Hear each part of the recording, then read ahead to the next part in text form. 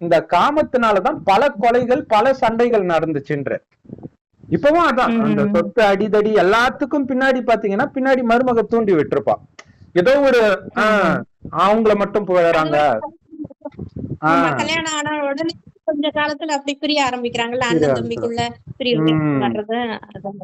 அது காரணம் என்னன்னா அந்த பொண்ணு போட்டிருக்கிற ட்ரெஸ், இந்த பொண்ணோட ட்ரெஸ், எல்லாரும் அந்த பொண்ணை பார்த்தா எங்கப்பா இந்த ட்ரெஸ் வாங்கணும், சூப்பரா இருப்பா, மகாலட்சுமி பா இருக்கு மாதிரி இருக்குன்னு சொல்லுவாங்க.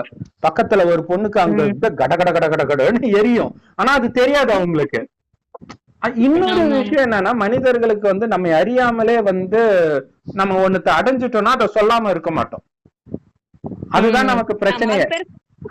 சொல்றதுல சந்தோஷம், ஃபர்ஸ்ட் ரேங்க் எடுத்தாலும் சரி, எதா இருந்தாலும் சரி.